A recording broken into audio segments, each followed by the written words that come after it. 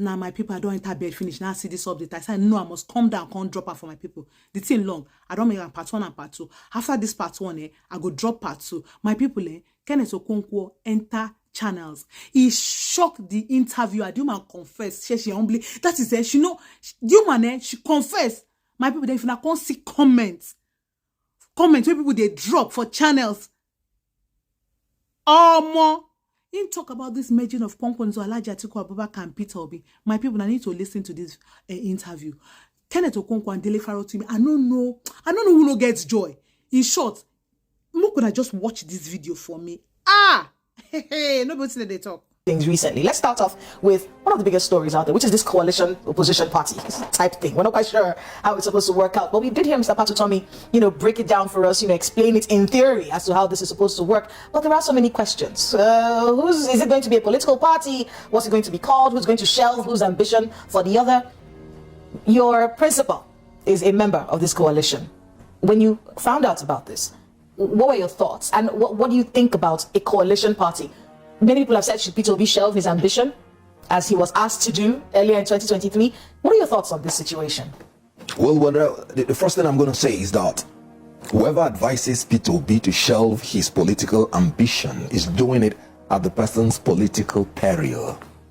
You can imagine a human being that went into another political party almost 3 months before the election, and he won 12 states, including the Federal Capital Territory.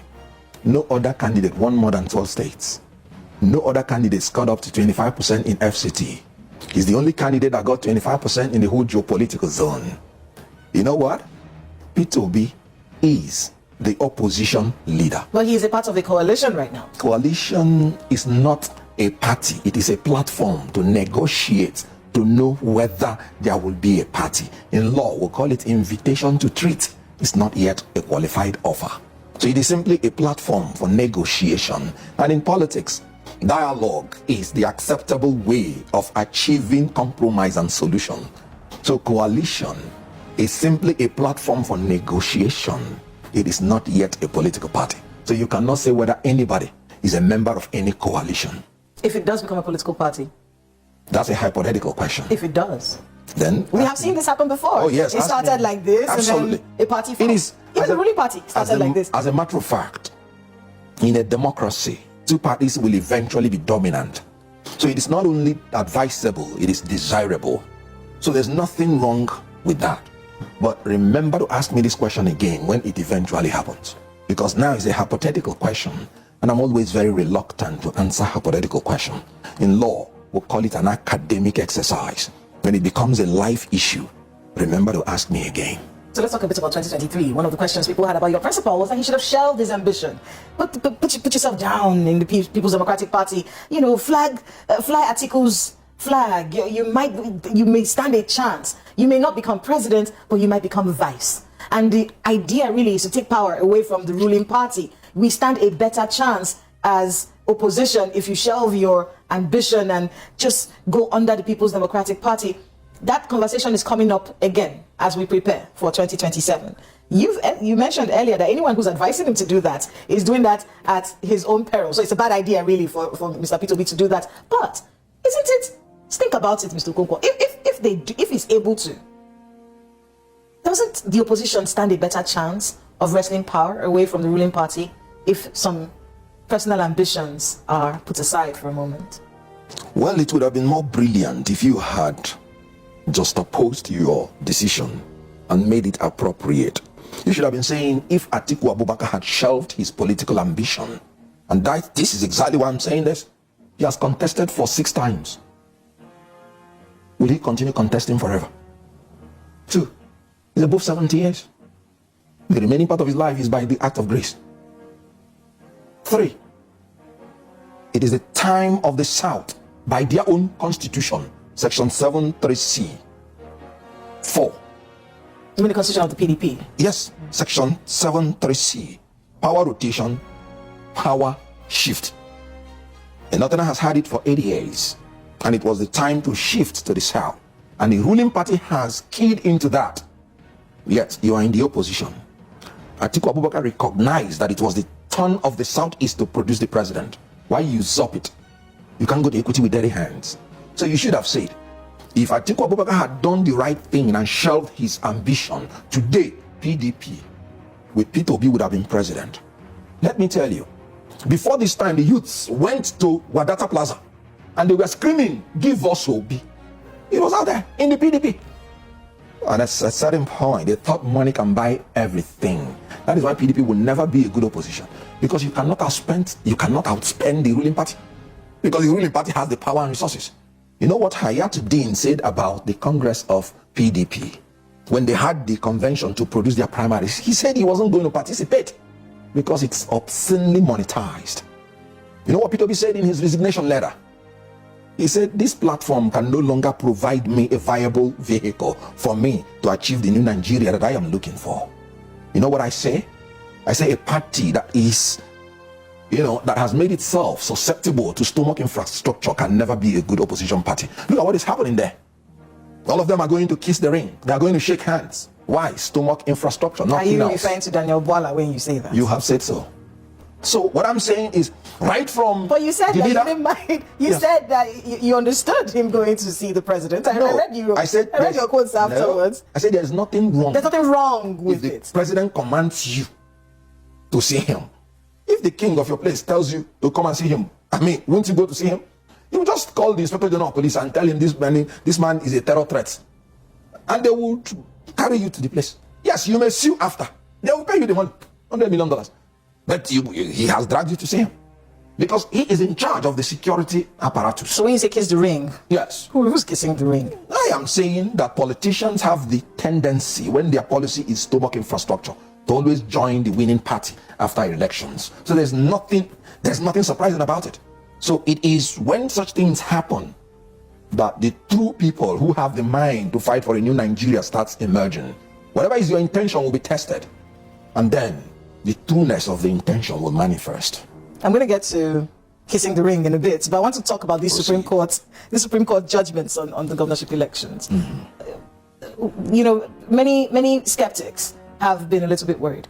There's a lot of joy. We're seeing a lot of people happy, and the judgments were not for one party. We saw the NNPP reserve power, we saw the PDP reserve power as well. But many people have wondered, with these sorts of judgments, there's a tendency for one to be really grateful, and the ability for a person who's very grateful to stand firm as opposition could be called to question. What do you make of that? That situation. Is that something you agree with? It's very unfortunate that in Nigeria, people now become grateful when people do what they ought to do. And the reason is because people have gotten used to doing what they shouldn't do. So ordinarily, what would have just been that they were doing their job, you are now grateful they did the right thing, is an indictment. And then you are now thanking the president for the job of the judiciary, another indictment. Because you're actually saying that if the president wanted, he would have directed the judiciary to rule in a particular manner. Not to cut you, but that's actually where the skepticism comes from. That's what I'm saying. The idea that afterwards they went to thank Mr. President as though he had something to do with the judgment. Very ridiculous. It's like the Supreme Court of the United States of America giving a judgment, and then you go to thank Joe Biden for making you to have favorable judgment in the Supreme Court. Is that not absurd? That's by the way. Or maybe it's just good manners, maybe. No. Maybe it's just good manners. No, it's not good manners. It is bad manners. Good. Because you are actually confirming that the executive is in charge of the judiciary. You have negated the principle of separation of power and checks and balance. But that's by the way. Let's come to the Supreme Court judgment. If you say you are grateful to Supreme Court, as odd as it is still acceptable. Because from where I come from, even when you do what you're supposed to do, and that is where I will accept good manners from you, you can still say thank you. As a lawyer, even when the judges finish their judgment, you thank them, because they took the spirit, it took the spirit of industry for them to actually sit down and write. So you thank them for their hard work. Now, after that judgment, did you notice there was peace and joy throughout Nigeria? Meanwhile, it was the opposition that won. Did you notice anything from the ruling party saying the judgment is this or that? You know why? The melody of justice will always be better than the malfeasance of corruption. It is obvious. They ruled, they judged according to the law, according to the dictates of justice. The Supreme Court was even miffed by what the Court of Appeal did. And I'll tell you, because let's really concentrate on Plateau and Kano.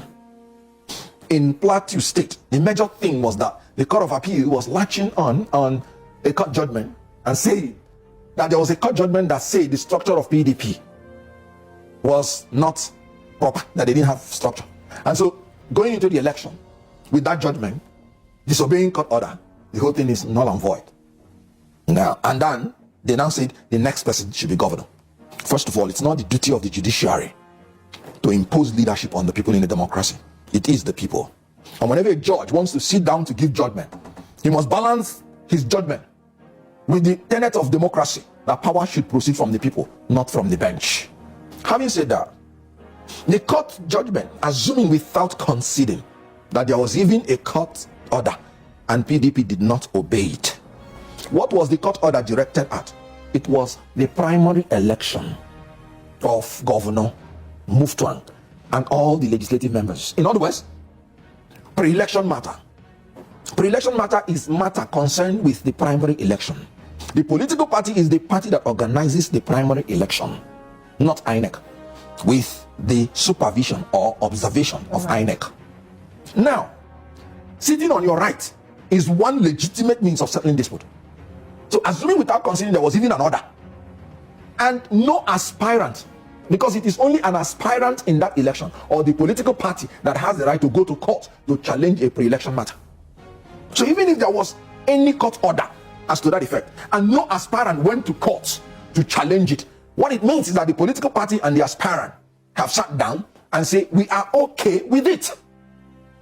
So as long as INEC has recognized the candidate, put it in their website, and then nobody, no aspirant challenges it, that ends it.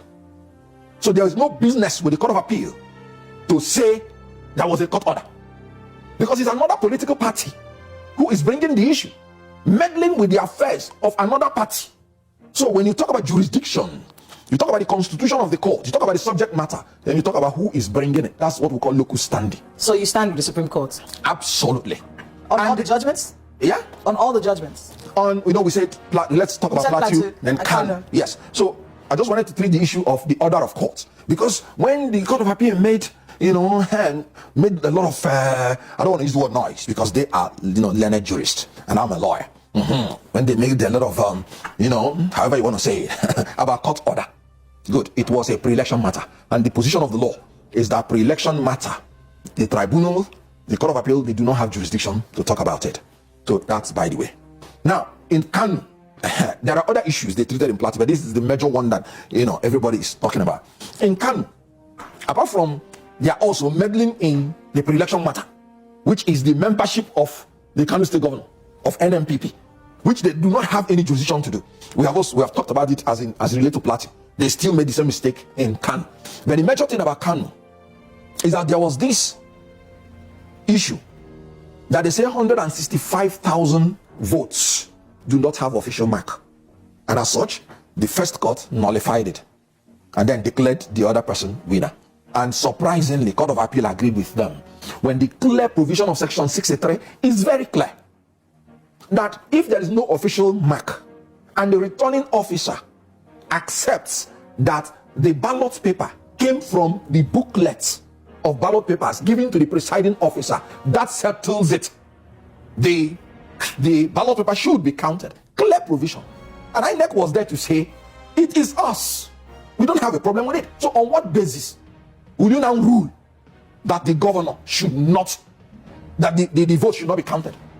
So this travesty of justice of the lower court was admirably corrected by the Supreme Court, and they delivered judgment based on justice. And pointed out, by the way, they pointed out this. That it's perverse, that they did a lot of injustice. You see, why they say that an errant judge is dangerous. Look at the injustice now meted out to all the assembly members, because the Court of Appeal is the highest court. Well, let's see if we can take a look at some of the other judgments. I mean, you have taken your time to talk about Plateau. Yes, you can bring any other judgment. And then you've also talked about Kano. Yes. But I want you to be able to talk about other places as well, like especially like a place like Abia State, where Alex Oti is also having a very good time right now. The Lagos State Governor, and quite a number of other judgments across the country. So you're okay with Plateau and Kano? Are you okay with the others? You see, you cry blue murder when a judgment is manifestly twisted. But if you can find a way out of good reasoning, then you would have to concede to the fact that it is the duty of the judiciary to interpret the law. The case of Abia ought not to have even gone whatsoever. Yes. So Lagos. Yes. What of Lagos? Now, the issue of Lagos, they were still talking about qualification, citizenship, this and that, and some details. So, I would say, as the Supreme Court has given judgment on that, so be it. So be it. Yes. It's not, you cannot begin to put it in line with the Plateau and Kanu that you can see that is terrible, perverse judgment. Yes, there could be judgment that may not be perfect, but you cannot say perverse. And when it is not really a new thing completely. In Plateau State, it was a new thing. It's a recondite issue of law. In Kanu, it was a new thing. These two issues are distilled. They are novel. They've not been tried before. So the courts, the most important thing is that the judiciary should be very careful. Do you know why you have too many cases in court? For two reasons. Because of the incompetence, corruption of INEC, and because of lack of assurance in the citizens that they will get justice if they go to court. You'll be surprised. That actually brings me to my next question, which has to do with the conversation about judicial interference in our political system. We started hearing things like Supreme Court governor and things like that recently, and it raised a lot of eyebrows. But we have seen now that this is unprecedented. It's the first time that one particular election event needed so many Supreme Court judgments.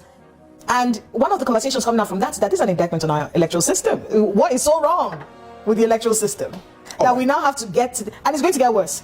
With Nigeria, things don't get smaller. No, it might get worse. If there is a is it a prophet or professor? If there's a Professor Mahmoud sitting on INEC, not that it's going to get worse, it is worst. There's nothing you can do about it. Did we not graduate from technical glitch in the presidential election to pre-fill the results in the off-cycle election? There is nothing Mahmoud can do about it. He's irredeemable. So I agree with you that if the man is there, it's a waste of time to go for any election except you have been selected. Some people say it's the actors. No. They say it's the political actors that are the problem. That is absolute nonsense. You don't agree? No, it's not that I don't agree. It's absolute nonsense. Why?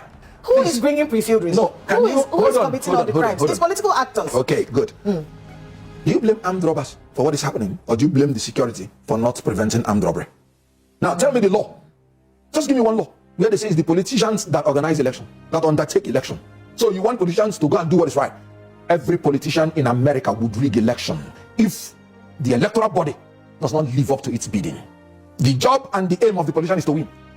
It is the umpire that must state the rules and compel everybody to keep the rules. In 2011 and 2015, we had the least number of cases in court because of what the electoral umpire did. It was still with these same politicians that those elections were conducted.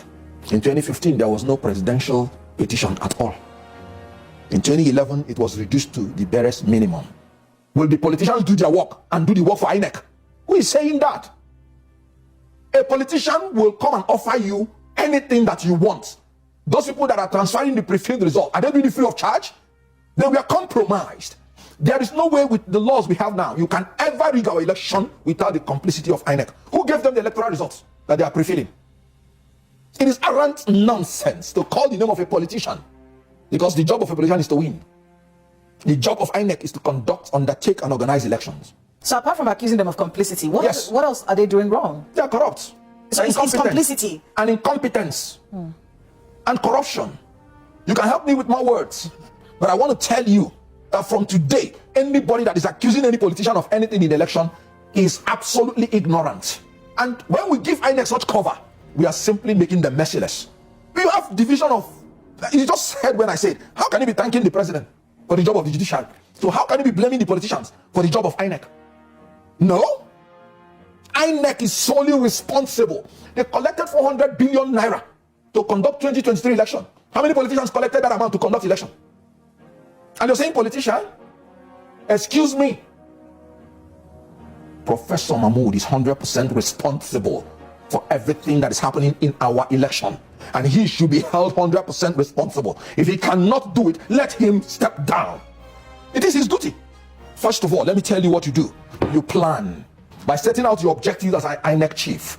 You organize by employing competent hands to man those areas. You direct by providing leadership and supervision. You control by measuring your objectives with the results you have achieved. I mean, determining the deviations. You've made quite a lot determining of, the reasons for the deviations. You've made quite then a lot of bringing out claims solutions today. to make sure that the deviation don't happen again. This is management. You've made quite a lot of claims today, basically putting our election umpire on blast, you know, and you did mention some figures, you know, you talked about, you know, how much money, you know, absolutely. You know, but the thing is, we also have to think about the conscience of the people. Isn't that something that, because you said, should we blame politicians for what INEC is supposed to be doing? Absolutely. But politicians are Nigerians, aren't they? Sure. So shouldn't we be able to hold politicians to account? Politicians are not armed robbers. These are people that we put in elective office. Good. Don't they have the responsibility, Mr. Okonkwo? Yes. Don't they have the responsibility to be decent humans? You don't think that someone is labeled a politician, does that mean the person is an indecent person? Are you an indecent person? You are a politician as well, not Good. so? Let me make it clear. Nigerians do not vote in armed robbers. INEC imposed armed robbers through technical glitch on Nigerians or pre-filled results. Nigerians, and they demonstrated it in 2023, where they voted according to their conscience. I was in that campaign and I knew we didn't give people money. I knew everybody worked as volunteer, and yet they technically glitched our election. Well, I'm going to get to that in a bit. You know, we do have to talk about that a little bit more. But I want to talk about your party in the run-up to 2027. You know, something happened recently in your party, of course, and you've been very vocal, very upset even about this situation. Yeah. And it's the resignation of Mr. Okonkwo. And two words that have become popular since Mr. Okonkwo resigned from your party.